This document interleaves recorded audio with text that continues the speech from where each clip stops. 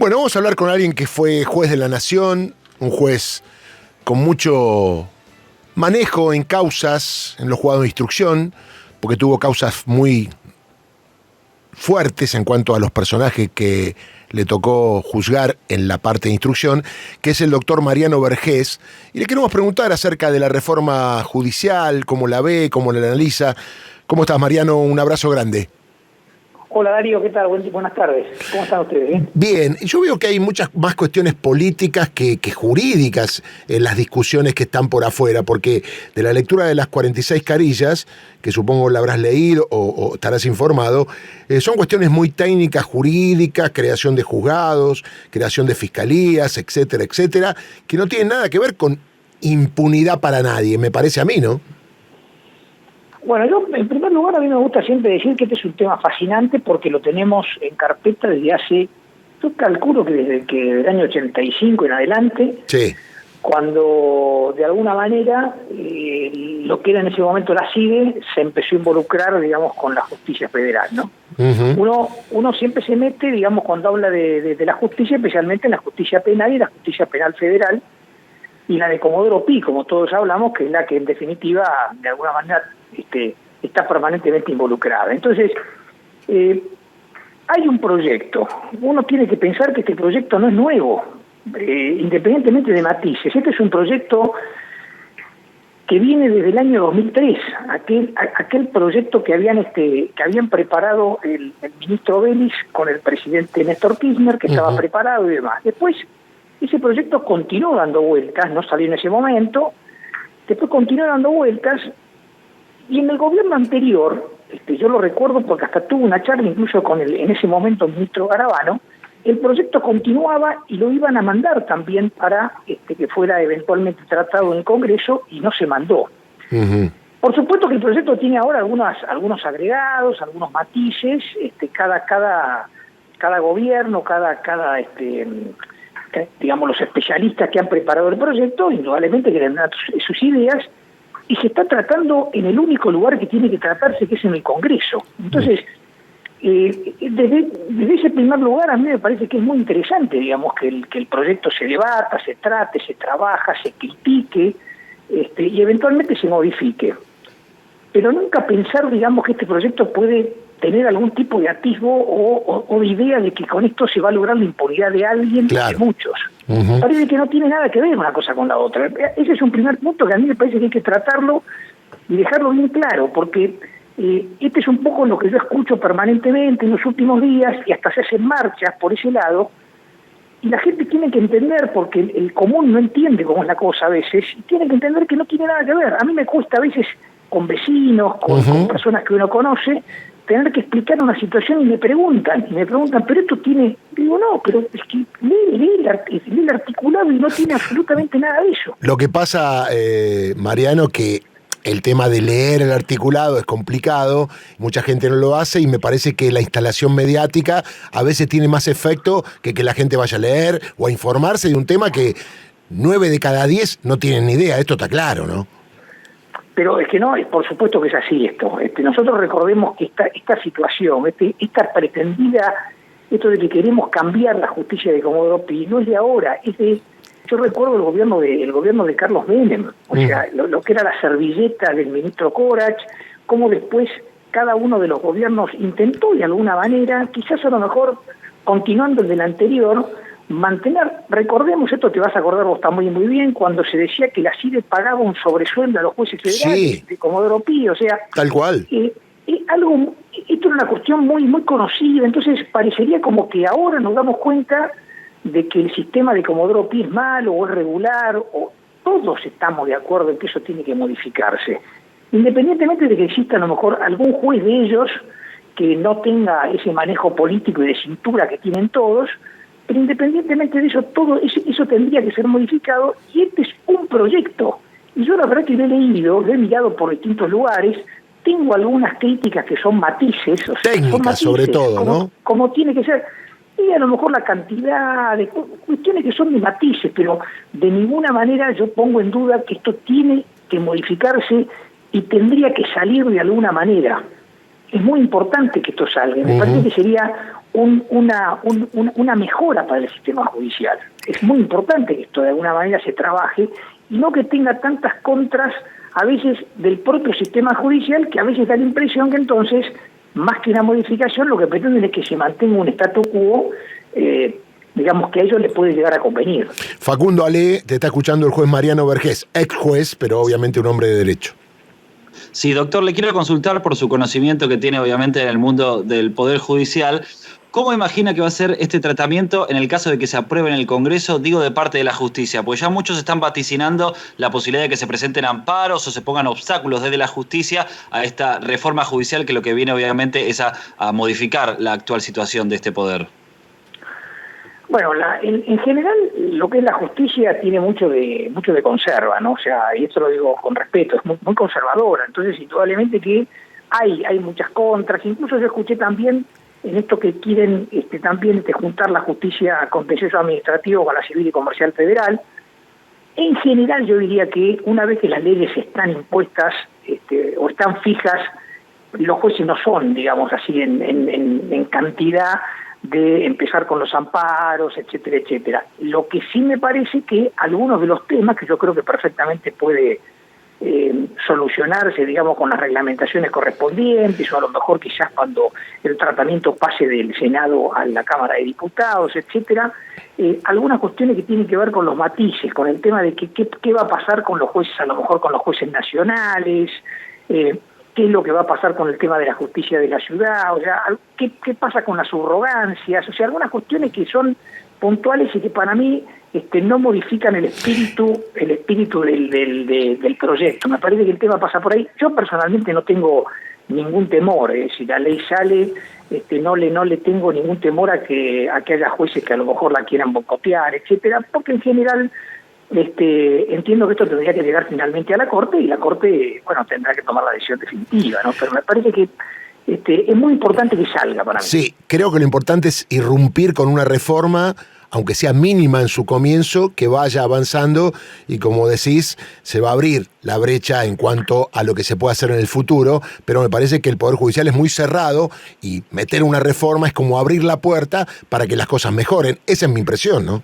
Pero hay un tema que es así, Darío, Facundo y demás. Cuando nosotros decimos que tenemos 12 jueces federales en Comodoro Pi, vamos a tener cerca de 40 y pico, creo que son 46, una cantidad. Entonces, ¿por qué tenemos que automáticamente convencernos de que los 30 y pico que faltan para llegar a los 46 de los 12, todos van a estar arreglados por el gobierno de turno? Claro. Bueno, es que siempre hay un gobierno que va a nombrar.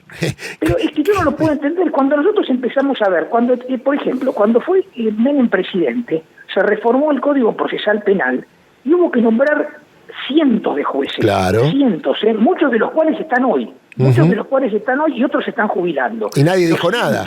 Nadie dijo nada.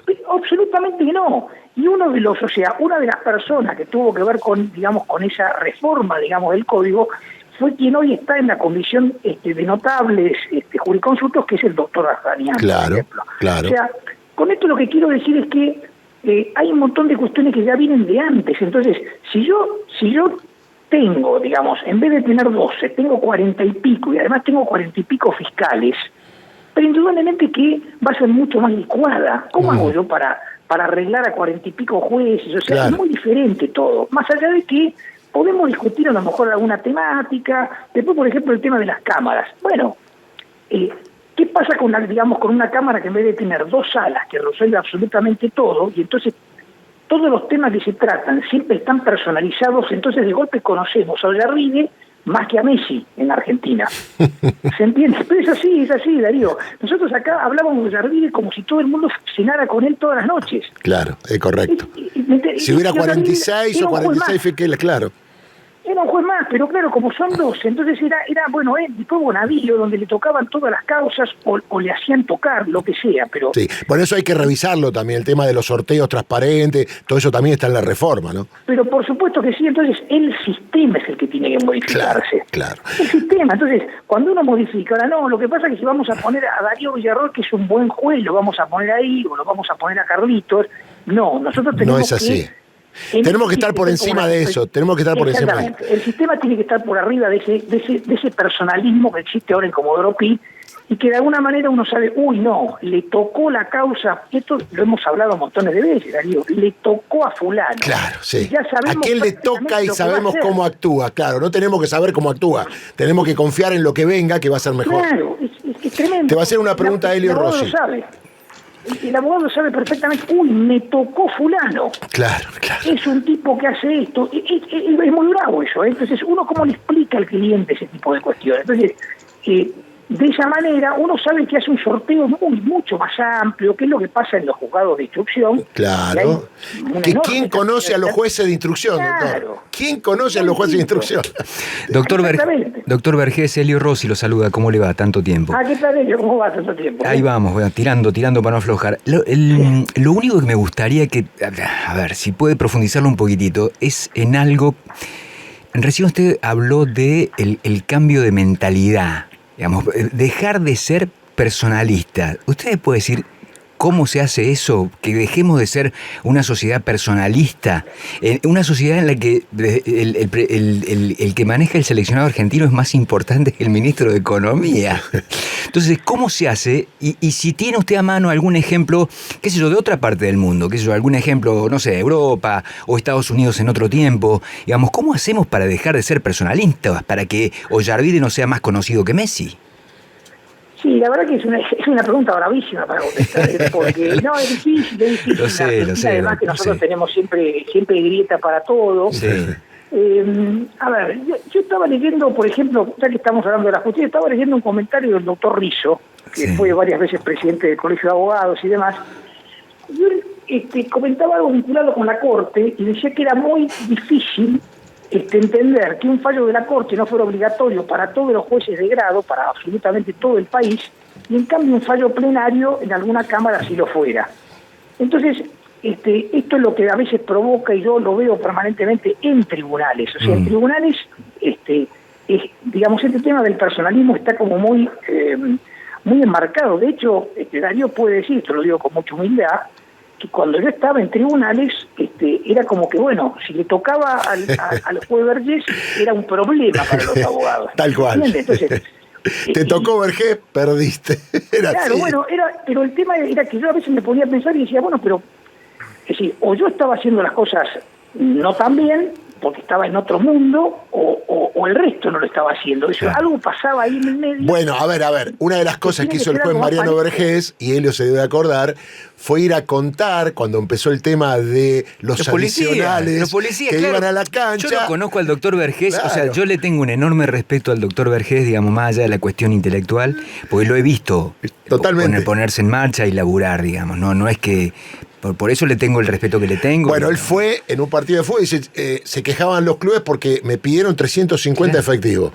Y teóricamente estaba 350. Y un dirigente dijo, pero yo no vi 350. Y un día fue cuando terminó el partido, creo que a la cancha de San Lorenzo, doctor, no sé si me acuerdo. Cancha de San Lorenzo en clásico con el Huracán. Y se puso a contar uno a uno. Y dijo, a ver, claro. Una por acá, una ovejita por acá.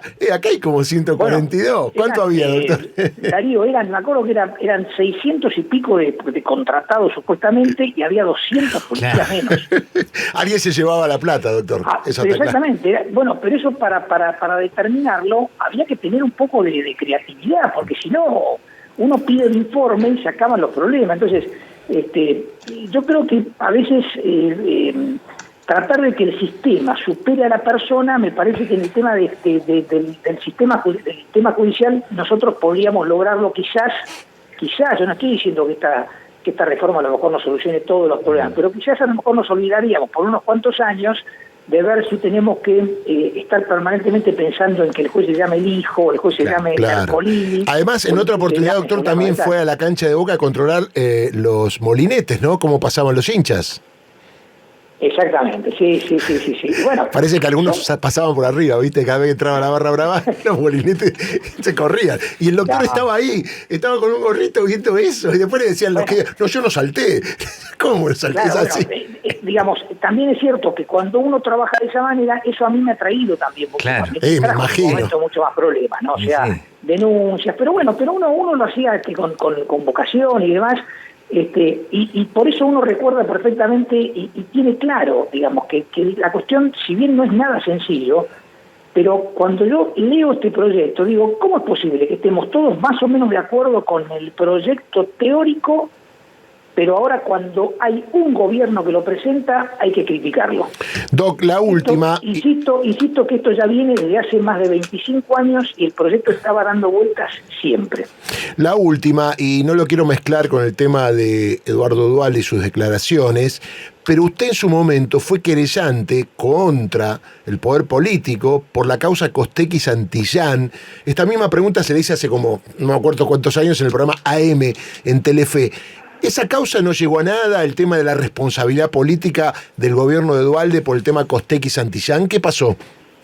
Ahí hubo dos causas. Una causa fue precisamente esa que tramitó en la Justicia Federal, la Justicia Federal de Comodoro Pi, como suele ocurrir, y la otra que sí tuvo condenas fue la que involucraba, digamos, a los funcionarios policiales y demás, que ellos sí fueron condenados, incluso hay dos policías a prisión perpetua. La causa de las responsabilidades políticas tramitaba en el juzgado el doctor Lijo y el fiscal el doctor Osorio, y por más que nosotros trabajamos bastante y demás, finalmente fue una causa que se archivó, como tantas otras que digamos que finalizó. Ahí estaban imputados los funcionarios de aquel momento, todos los funcionarios políticos del gobierno federal, porque tuvo que ver mucho con eso.